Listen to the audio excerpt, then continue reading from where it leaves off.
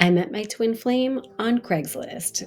That is not a misprint. That is not a typo. Your eyes do not deceive you. Once upon a time, there was a men seeking women, women seeking men, casual encounters, dating, anything you wanted to find in the world of relationships, you could find on Craigslist. So I had just gotten out of a breakup and it was a rough one. I had to move out and find a new apartment in New York City and live with complete strangers. So I had a roommate who was hooking up with guys on Craigslist and bringing them home. And at that time, I was very much in my people pleaser stage. So I didn't have it in me to kind of lay down the law, right? So I approached her very gently about not bringing strangers over. And I said, hey, look, I got out of a relationship.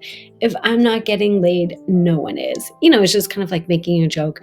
And then she said, no, you're getting on Craigslist right now. And somehow she convinced me to put an ad up.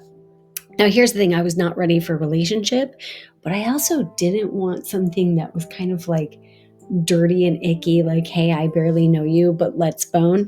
So I wrote this very heartfelt message where I just said, hey, I'm getting out of a relationship, or I got out of a relationship and it's just very scary. So I'm not ready for another relationship, but I don't want an friends with benefits situation either. I kind of want something in between that's very respectful. Like, let's go out to have dinner and movies and concerts and let's explore the city. And I'm super into my career, blah, blah, blah, blah, blah. So I got 500 messages over the course of about 3 days. It was like 250 messages the first day. Second day, easy 150. Third day, like 100. And here's the thing, I kept putting up the ad and taking it down and getting kind of like nervous. And there was this guy, let's call him David. And for some reason, I just kind of clicked with his message from the jump. Before I even looked him up to see what he looked like, there was just something about him that seemed familiar. And man, he was really cute, right? But I was so scared that I didn't answer him. So what I would kind of do is I'd have like a yes pile. And honestly, he was the only one that was in it. And I chickened out. Then I put the ad back up and he answered it a second time. And I wrote him back and I said, hey, you're really cute, but I'm not sure if I'm ready to do this. And he said, hey, no problem. If you want to just talk about it, I'm getting out of a relationship too. We're in similar situations. We can just talk. He said, I work as a temp in Midtown. I have a lot of time on my hands and this free computer. So, I'm here. And I really appreciated that, that he didn't pressure me at all. So for the next couple of weeks, we were just talking, we were just chatting. We were chatting about our bands and stuff like that. And one day I remember my computer broke and it was about to go in the shop. And this was before the age of smartphones and all that good stuff. So I just said, I think I had a flip phone at the time. I said, hey, my computer's going to be going in the shop, so I won't be available to chat, but here's my number if you'd like to call me. So he called a couple of hours later and he said, hey, do you want to meet up? And I said, sure. How about tonight? So we met up in this little cafe in the Lower East Side. And I remember I was so nervous. And I just told him, I'm really nervous. And he said, it's totally cool. And we're just talking. And it was so weird. From minute one, people were drawn to us. Like some homeless man came in from outside and just came into the cafe and sat down and like laid down on that, that part where you sit, what's that called? The banquette. And we just looked at each other like, what is going on? And even though it was kind of like, it was my first time online dating, even though it was like a little awkward getting to know you, he paid the check, and then he said, we should do this again sometime. And I said, I'd love to. And as we were leaving, he said, do you want to go to another bar? And I said, sure. And so we went to this other bar. And I remember he got a drink. I wasn't drinking at the time. I was stone cold sober, which was kind of what was so amazing about it. And he sat down next to me, and I just like put my hand on his knee, and I didn't mean to. And I was like, oh, I'm so sorry. It was just like there was so much chemistry, right? And so I put my hand down on his knee. I took it off, and I'm giggling, and he just looks at me and kisses me. And the rest is history. We just kissed all night. We couldn't stop kissing. I've never felt anything like this kiss to this day, and this was back in 2006, and I don't know if I'll ever feel anything quite like this again. And I remember someone came up to us and said, I'm so glad you two found each other. And for about the next month, this is what we would do. We would go to bars in the Lower East Side of Manhattan, and we would just kiss all night till the bar closed.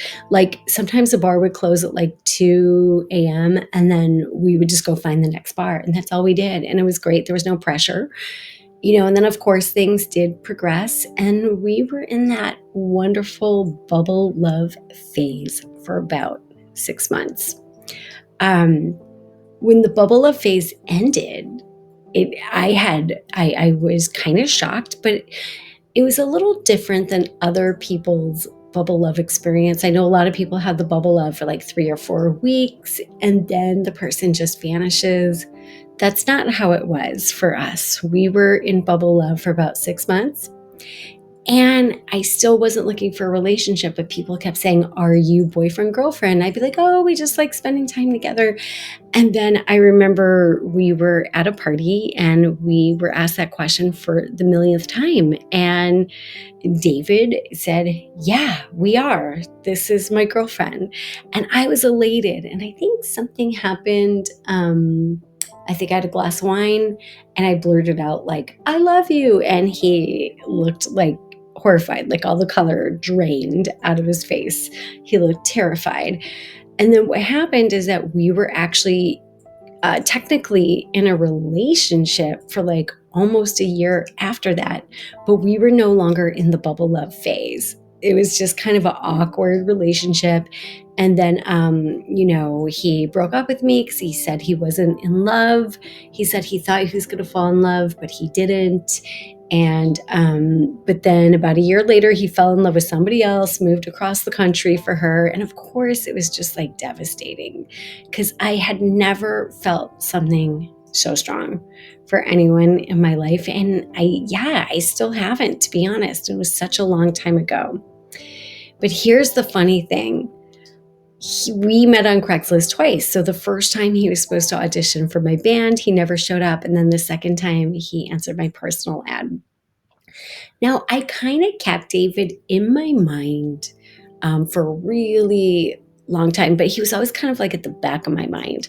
And it wasn't until 2023 that the telepathy started, the signs started, the synchronicity started. He started visiting me in dreams, and I had a full-on 5D experience and Kundalini awakening.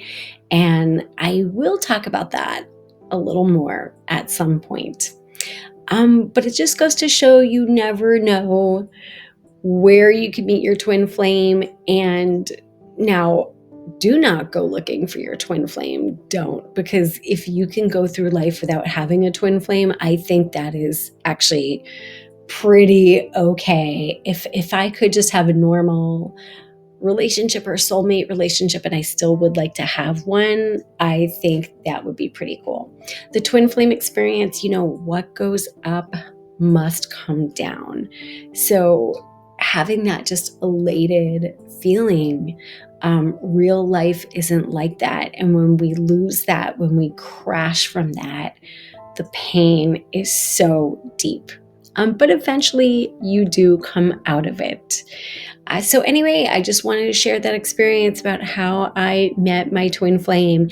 And at some point, I'll tell you a little bit more about all the 5D experiences that I started having 16 years later. You don't always figure out it's your twin flame. But then when I figured out, like, oh, that was my twin flame, and I learned about what twin flames are, and that twin flames are supposed to come in and ignite a spark and leave, it made me feel a lot better about the situation. So, everyone, this was my story. And never forget, your twin flame auntie loves you so much, and it's all going to be okay.